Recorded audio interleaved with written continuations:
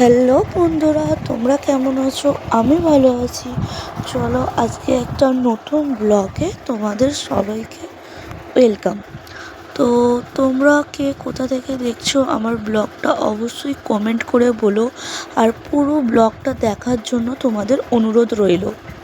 তো ছাদে উঠেছিলাম, রোদটা দেখেই আমি অনেক কাপড় ধুয়েছিলাম। তো আকাশটাও দেখো কত সুন্দর দেখাচ্ছিল। আমি ছাদে তো জানো বন্ধুরা অনেকক্ষণ ছিলাম, কারণ অনেক দিন পরে এত সুন্দর রোদ দেখতে পেলাম। তো আশা করি সবারই ভালো লাগছে আজকে। তো ছেলের বইগুলো গুছিয়ে নিলাম স্কুল যাওয়ার জন্য। আর জানো তো বন্ধুরা, ভয়ও লাগছিল মনের ভেতরে যে কখন না বৃষ্টি চলে আসে। তো দেখো, ও জানলার কাছে ও দেখছে আমার মতো। তো তারপরে ও বললো আর স্কুল যাব না। আমিও বললাম ঠিক আছে। স্কুলে ফাংশন ছিল, তো আজকে এই কাকুটা আখের রস বিক্রি করতে এসেছে। এই কাকুটা প্রত্যেক দিনই আমাদের এদিকে আসে, তো রোজই নেওয়া হয়। তো ফ্রিজে আখের রসটা রেখে দিলাম। তো তারপরে আমার বর নিয়ে আসলো কিছু মাছ আর মাছের ডিম আর পটল। তো দেখা যাক আজকে কি করা যায়। তো আমি ফ্রিজে পুরে দিলাম। আবার মাঝে মাঝে ভয় করছে আর মাঝে মাঝে দেখে যাচ্ছি জানলা দিয়ে যে কখন না বৃষ্টিটা আবার চলে আসে। এই দেখতে দেখতে আমার দিন কেটে গেল।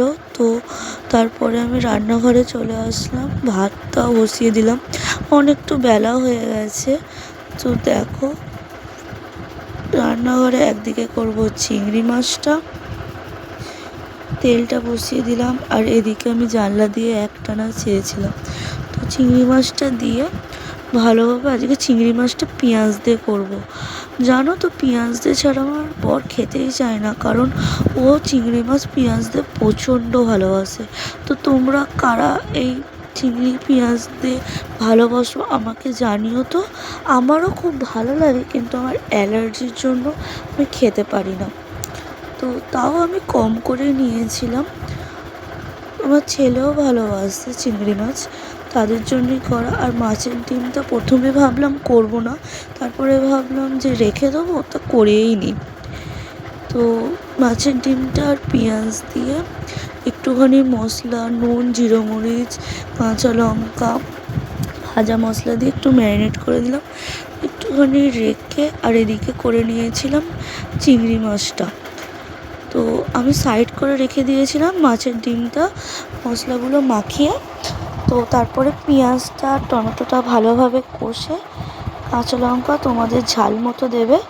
তো কাঁচা লঙ্কা দিয়ে একটু ঝালঝালই ভালো লাগে চিংড়ি মাছ পেঁয়াজ দিয়ে রান্নাটা।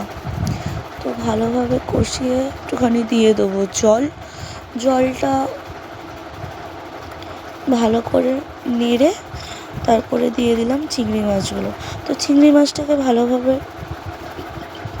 কষে রান্না করছে। আর এই দেখো, বলতে না বলতে চলে এসছে বৃষ্টি। তোমাদের বললাম না যে এই বৃষ্টিকে কোনো ভরসা নেই। বর্ষাকালে তো একদমই ভরসা করা যায় না। কাপড় রেখে এসেছি ছাদে, সব ভিজে গেছে। কী করবো আর বলো তো। তো এইখানে মনের দুঃখতে ভেজে নিচ্ছিলাম মাছের ডিমের বড়া। তো ভাবছিলাম যে কেনই বা আজকে কাপড়গুলো ধুতে গেলাম।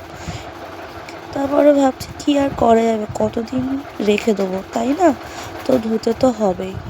তো এখানে আমি গান শুনতে শুনতে আর মাছের বড়াটা ভেজে নিলাম। তো আমার রান্না করতে করতে গান শুনতে প্রচণ্ড ভালো লাগে। তোমাদের কি ভালো লাগে আমাকে বলবে নিশ্চয়ই। তো আমি তারপরে ছেলেও স্কুল থেকে চলে এসেছে, আমার রান্নাও কমপ্লিট হয়ে গেছে। তো জানলাতে তখনও বৃষ্টি হচ্ছে, প্রচণ্ড বৃষ্টি হয়েছে। তো তোমাদের ওইখানে বৃষ্টি হয়েছে কি জানিও। ওকে ভাতটা মাখিয়ে খাওয়ার পরে ম্যাডাম চলে এসেছিলো, ও পড়তে যায় একটা বাড়িতে। তো আমি রাখতে যাচ্ছিলাম, কাছেই বাড়ি থেকে সামনে, ওকে রাখতে গেলাম। তো রাস্তায় দেখি জলও জমে আছে। তো চলো ওকে রেখে আসি। তারপরে কোনো ক্লিপ নেওয়া হয়নি, হয়ে গেছে সন্ধ্যের সময় উঠে আমি ঘরগুলোকে গুছিয়ে নিলাম। আর এই দেখো, সন্ধ্যে তখন বাজে 7টা। মানে আমি ফোন দেখতে দেখতে কখন ঘুমিয়ে গেছি নিজেও জানি না। তারপরে যখন ঘুম ভাঙলো তখন দেখি স্যার। তারপরে ছেলে দেখি ফোন দেখছে, ওকে একটু খাইয়ে দিলাম। খাইয়ে ওকে আমিও চাটা খেয়ে ওকে পড়তে বসিয়ে দিয়েছিলাম। তো পড়া হয়ে যাওয়ার পরে আমি একটু আলু ভেজে নিলাম ওর জন্য, কারণ সকালে যেটা চিংড়ি মাছ করেছি হয়তো অল্প আছে, ডালও আছে, সেই জন্য একটু আলু ভাজা করলে আমাদের হয়ে যাবে। তো রাতে তো ভাজাভুজিই ভালো লাগে, তাই না? তো রাতে একটু ভাজাভুজি সবারই পছন্দ হয়। তো কোনো ক্লিপ নিতে পারিনি। তো আজকে সকালে আমি বসিয়ে দিলাম চা। তো তোমাদের যদি ব্লগটা ভালো লাগে আমার চ্যানেলটাকে সাবস্ক্রাইব করে দিও, কমেন্ট করে দিও, শেয়ার করে দিও। তো আমার যদি কোনো ভুল ভিডিওতে দেখে থাকো অবশ্যই কমেন্ট করো, যাতে আমি পরের ভিডিওতে ভুলটাকে ঠিক করে নিতে পারি। চলো বাই।